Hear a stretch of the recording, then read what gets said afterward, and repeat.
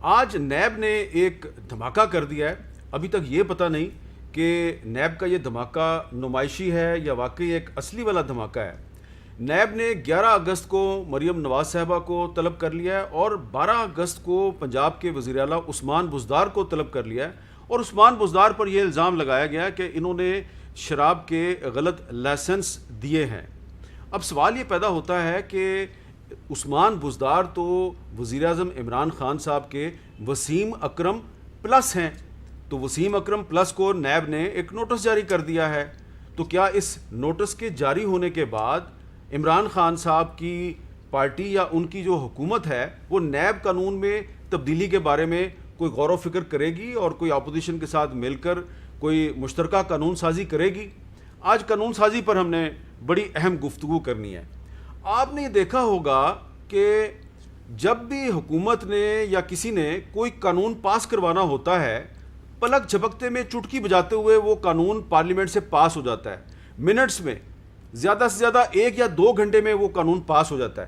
لیکن کچھ قوانین اور بلز ایسے ہوتے ہیں جو کئی مہینوں نہیں کئی سال تک فائلوں میں پڑے رہتے ہیں اور وہ قانون پاس نہیں ہوتا. کبھی اسٹینڈنگ کمیٹی میں پھنس جاتا ہے، کبھی کسی منسٹری میں پھنس جاتا ہے، کبھی کسی منسٹری میں پھنس جاتا ہے، اور زیادہ تر قوانین جو ہیں وہ وزارت قانون میں جا کے پھنس جاتے ہیں. ایک اور بھی چیز ہے اور اس کا نام ہے جی ایس پی پلس.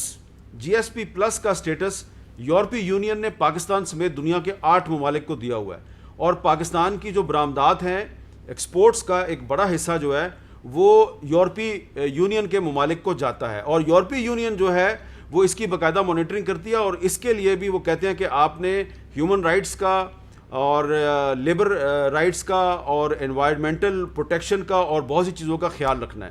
تو اس میں بھی پاکستان کو بہت سی قانون سازی کرنی ہے، اور وہ جو قانون سازی کرنی ہے اس میں صحافیوں کا تحفظ بھی شامل ہے، اس میں جناب لاپتہ افراد کی بازیابی کا معاملہ بھی شامل ہے، اور بھی کچھ معاملات ہیں. تو اس معاملے پہ قانون سازی جو ہے وہ کیوں نہیں ہوتی، اس پہ بھی ہم بات کریں گے. تو آج ہم بہت سے موضوعات پہ بات کرنی ہے. گفتگو کا آغاز کریں گے وفاقی وزیر برائے انسانی حقوق ڈاکٹر شیریں مزاری صاحبہ سے، اور اس کے بعد اپوزیشن کے رہنما جناب رانا ثناءاللہ صاحب سے بات کریں گے. ان سے پوچھیں گے کہ یہ کوئی حکومت کے ساتھ بیک ڈور چینل سے آپ کی بڑی بات چیت ہو رہی ہے آج کل، اس کی کیا حقیقت ہے.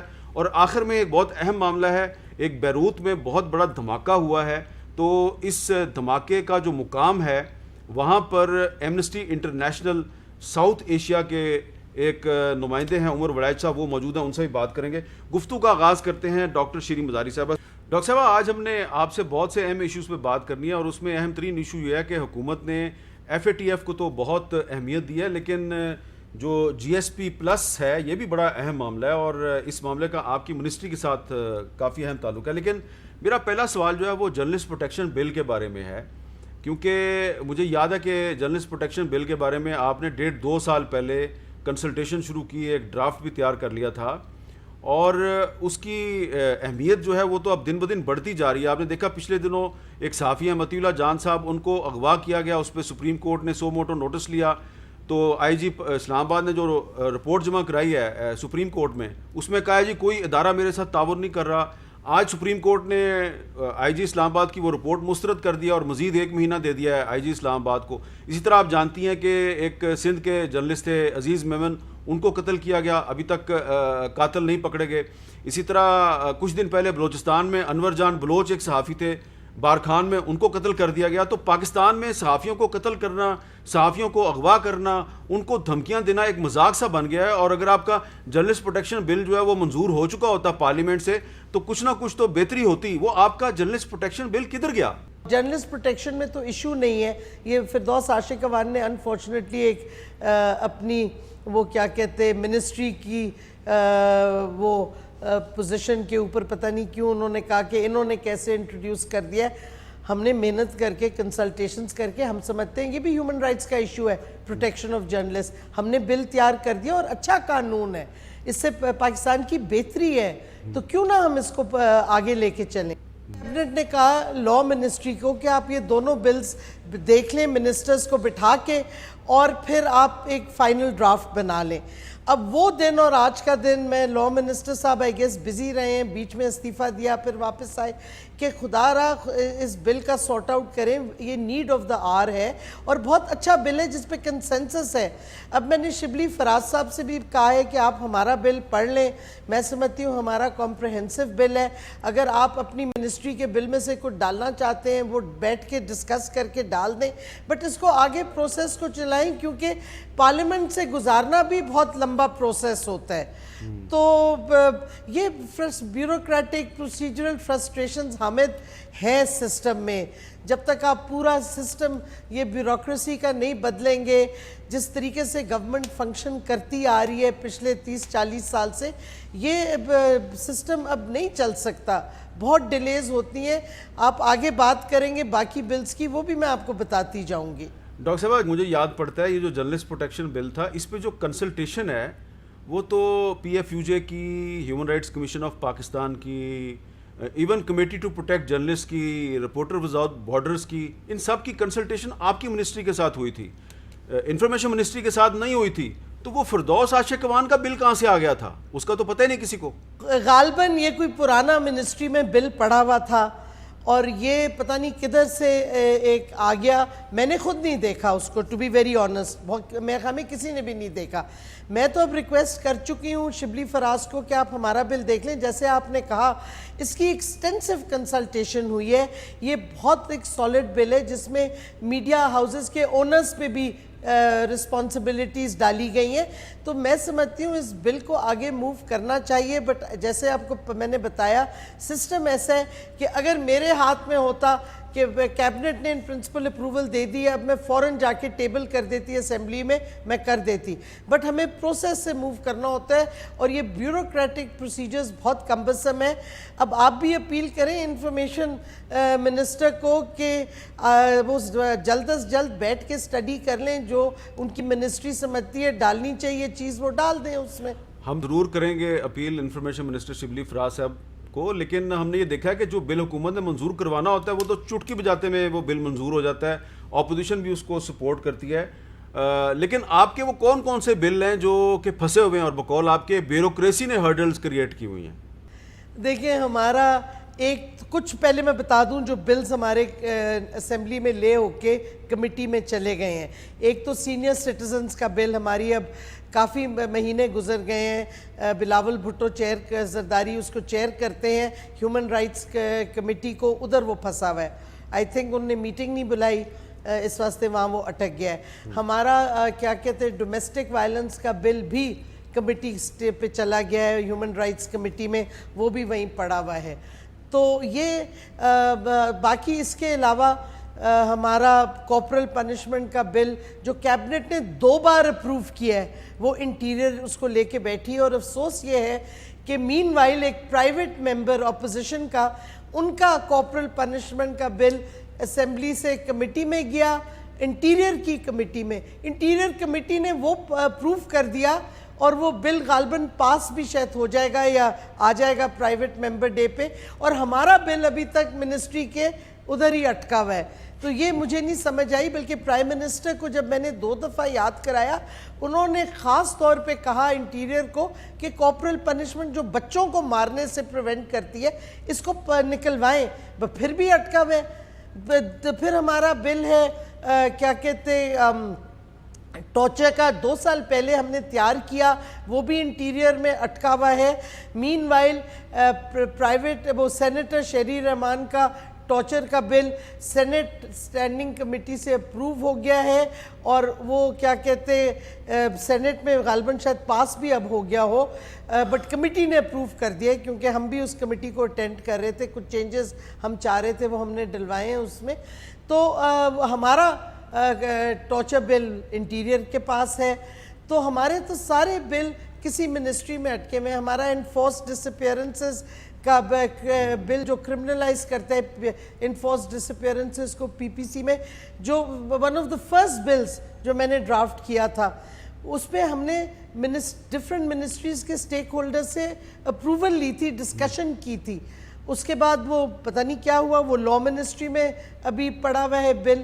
میں تو سیریسلی بلکہ پرائم منسٹر صاحب کو میں نے کہا اگلے دن کیبنٹ میں کہ اگر میں یہ بلز پرائیویٹ ممبرز کو دے دوں تو غالباً شاید جلد پاس ہو جائیں گے اسمبلی اور سینٹ سے، کیونکہ ہمارا تو بیوروکریٹک پروسیجر اتنا لمبا ہے کہ کہیں نہ کہیں جا کے کوئی سٹیک ہولڈر کا انٹرسٹ آ جاتا ہے تو وہ رک جاتا ہے بل ادھر۔ ڈاکٹر صاحبہ، یہ جو آپ انفورسڈ ڈس اپیرنسز والے بل کی بات کی، یعنی کہ لاپتہ افراد کی جو بازیابی کا بل ہے، اور آپ کہہ رہی ہیں کہ آپ نے اس بل کے ذریعے اس کو پاکستان پینل کوڈ میں آپ چاہتی ہیں کہ کسی شخص کو لاپتہ کرنا جو ہے وہ ایک قابل سزا جرم قرار دلوایا جائے۔ بڑی اچھی آپ نے بات کی ہے۔ مجھے یاد ہے کہ جب عمران خان صاحب اپوزیشن میں تھے تو وہ بڑی بات کرتے تھے کہ ہم جو لاپتہ افراد ہیں اس کے معاملے کو بالکل ریزالو کریں گے، اور آپ کی ایک اتحادی جماعت تھی BNP مینگل، وہ تو اس ایشو پہ آپ سے علیحدہ بھی ہو گیا۔ تو آپ کہہ رہی ہیں کہ آپ نے تو جب منسٹر بنی تھی تو فوراً بعد ہی اس معاملے پر آپ نے بل بنا کے بھیج دیا تھا اور وہ کہیں پھنسا ہوا ہے، تو یہ کیا بیڈ گورننس ہے یا یہ بیوروکریسی جو ہے اس کی ذمہ دار ہے یا کوئی اور معاملہ ہے؟ کچھ نہ کچھ تو ہے، بیڈ گورننس تو ہے یہ۔ نہیں، آئی تھنک بیڈ گورننس نہیں، یہ آپ کا سسٹم آف بیوروکریٹک پروسیجرز اور گورننس جو ہے وہ ادھر جا کے آپ ابھی میں آئی ایم ہوپنگ آپ میرے سے جو ہماری ایک اچیومنٹ ہوئی ہے چائلڈ ڈومیسٹک لیبر پہ اس پہ ڈسکشن کریں تو اس پہ بھی میں بتاؤں گی کس طریقے سے ہم نے یہ کروایا ہے جو کہ اٹک گیا تھا بیوروکریسی میں۔ یہ جو آپ کا چلڈرن ایکٹ 1991 میں جو آپ نے امینڈمنٹ کروائی ہے، اس میں بھی آپ کو مشکل پیش آئی ہے؟ یہ بل نہیں تھا، یہ آلریڈی قانون ہے، اور ہم نے دیکھا کہ اگر ہم اس کے اسکیڈول 1 میں امینڈمنٹ کریں تو ہمیں صرف کیبنٹ اپروول چاہیے اور پھر گزٹ نوٹیفیکیشن ہو جائے گی اور وہ چائلڈ ڈومیسٹک لیبر اس شیڈیول میں آ جائے گا کہ یہ بھی اب پرسکرائبڈ ایکٹیویٹی ہے۔ یہ جب ہمیں اپرچونٹی ملی، ہم نے اپنی منسٹری میں کیا کہتے پریپیئر کی سمری، کیبنٹ کو بھیجی، کیا کہتے کیبنٹ نے اپروو کی، ڈسکشن ہوئی اس پہ کھل کے آدھا گھنٹہ 40 منٹس، فائنلی کیبنٹ نے اپروول دے دی اور ساتھ کہا کہ آپ چائلڈ ڈومیسٹک لیبر کی سروے بھی کریں اسلام آباد میں، کیونکہ آپ کو پتہ ہے اب آفٹر 18th امینڈمنٹ یہ سارے قوانین اسلام آباد کیپٹل ٹیریٹری کے حد تک ہوتے ہیں، لیکن کوئی پروونس چاہے تو وہ تھرو کانسٹیٹیوشن میں ایک آرٹیکل ہے، اس کا نمبر اس وقت میں بھول رہی ہوں، وہ اپنی پروونشل اسمبلی سے ریزولوشن پاس کر کے یہ قانون وہ بہو ایکسیپٹ کر سکتے ہیں، تو پروونسز کو چاہیے اب یہ کر لیں۔ لیکن اس کا میں قصہ آپ کو بتاؤں، پرائم منسٹر صاحب نے بہت سپورٹ کیا، کیبنٹ نے سپورٹ کیا، کیبنٹ کے منٹس آ گئے، اس کے بعد گزٹ نوٹیفیکیشن کرنی تھی جس میں غالباً کیونکہ ICT انٹیریئر کے نیچے آتا ہے تو اس میں پھر بیوروکریسی نے ہمیں کہا کہ جی آپ نے یہ کیسے کروا لیا، یہ تو آپ کا رولز آف بزنس میں ڈومین ہی نہیں ہے۔ ہم نے کہا یہ ہیومن رائٹس ایشو ہے چائلڈ ڈومیسٹک لیبر۔ اس وقت یا تو کیبنٹ میں کوئی آبجیکٹ کرتا، جب کیبنٹ نے فیصلہ کر لیا پھر کیا آتا ہے کہ جی کس منسٹری کا ڈومین ہے۔